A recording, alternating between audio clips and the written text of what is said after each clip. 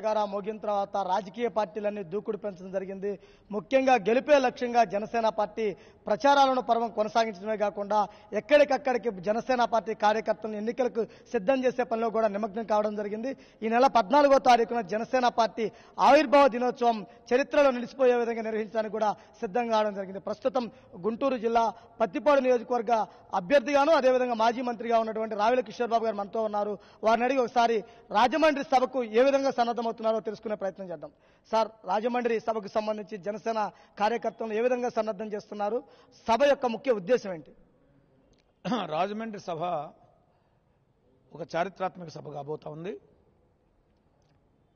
ఇంతవరకు ఆంధ్రప్రదేశ్ రాష్ట్ర చరిత్రలో ఏ రాజకీయ పార్టీ కూడా అంత పెద్ద సభ పెట్టలేదు, పెట్టబోదు కూడా.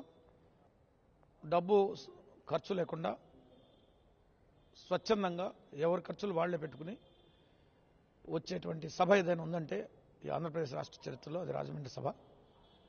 ఒకప్పుడు నేను ఈ డబ్బు లేకుండా సభలు జరిగేటువంటి విధానాన్ని, జన సమీకరణ విధానాన్ని ఉత్తరప్రదేశ్లో కన్షీరామ్ గారిని చూశాను. ఇప్పుడు మళ్ళా అభినవ ఆంధ్ర కన్షీరామ్ పవన్ కళ్యాణ్ గారిని చూస్తున్నాం. ఇవాళ రాజకీయ పార్టీలు సభలు పెట్టాలంటే కోట్ల రూపాయలు ఖర్చు పెడతా ఉన్నారు.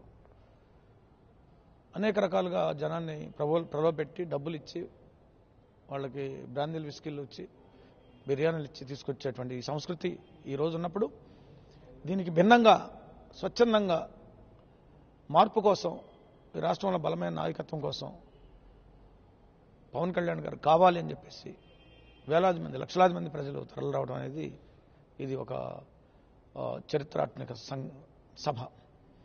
గుంటూరు జిల్లా నుంచి పెద్ద ఎత్తున జన సైనికులందరూ కూడా తరలి వెళ్తున్నారు.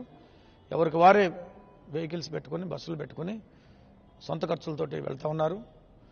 పార్టీ నుంచి మేము ఎలాంటి ఆర్థిక సహాయం చేయకపోయినప్పటికీ కూడా, వాళ్ళు ఆశించట్లేదు కూడా, స్వచ్ఛందంగా వెళ్తున్నారు. అయితే అందరినీ మేము కోఆర్డినేట్ చేస్తున్నాం. గుంటూరు నుంచి లక్షలాది మంది ప్రజలు ఆ సభకు వెళ్తూ ఉన్నారు. తప్పకుండా ఆ సభ రాష్ట్ర రాజకీయ చరిత్రను మార్చబోయేటువంటి సభ అని చెప్పేసి నేను తెలియజేస్తున్నాను. జనసేన పార్టీ మేనిఫెస్టో ప్రకటిస్తారంటున్నారు కదా, జనసేన పార్టీ మేనిఫెస్టో ఏ వర్గాలకు సముచిత స్థానం ఇచ్చే విధంగా ఉంటుంది? జనసేన పార్టీ అన్ని కులాలకు, అన్ని మతాలకు, అన్ని వర్గాలకు సముచిత ప్రాతినిధ్యం ఇచ్చేటువంటి పార్టీ, అందరినీ సమానంగా చూసేటువంటి పార్టీ. అయితే యువతకు, స్త్రీలకు పెద్దపీట వేసేటువంటి పార్టీ. ఎందుకంటే యువకులు ముందుకు రావాలి, స్త్రీలు ముందుకు రావాలి, నాయకత్వంలో రావాలి, వాళ్ళు క్రియాశీలక పాత్ర పోషించాలని చెప్పేసి మా పార్టీ యొక్క ఆశ. అంటే జనసేన పార్టీ సిద్ధాంతాలు, గుర్తు కొత్తగా రాజకీయాల్లోకి వచ్చారు కదా, రానున్న ఎన్నికల్లో ఇవి ఎలాంటి ప్రభావం చూపే అవకాశం ఉంది? మీ టార్గెట్ రీచ్ అవుతారా? తప్పకుండా జనసేన పార్టీ అధికారంలోకి వస్తుంది. ఈ రాష్ట్రంలో మార్పు వస్తుంది. మార్పును కోరుకుంటున్నారు ప్రజలందరూ కూడా. జనసేన పార్టీకి బ్రహ్మరథం పడుతున్నారు. పవన్ కళ్యాణ్ గారు జనసేన పార్టీ అధికారంలోకి తీసుకొస్తారు. ఆయన ముఖ్యమంత్రి అవుతారు. ఈ రాష్ట్రం అభివృద్ధి సంక్షేమంలో దూసుకుపోతుంది.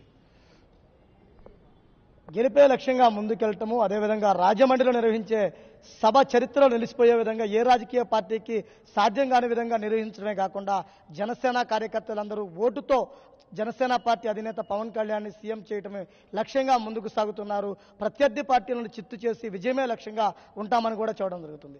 కెమెరా పర్సన్ ఉదయ్ కుమార్తో శ్రీనివాస్, 99 టీవీ, గుంటూరు నుంచి. Hi, this is Siddhi Idnani and please do subscribe to New Waves.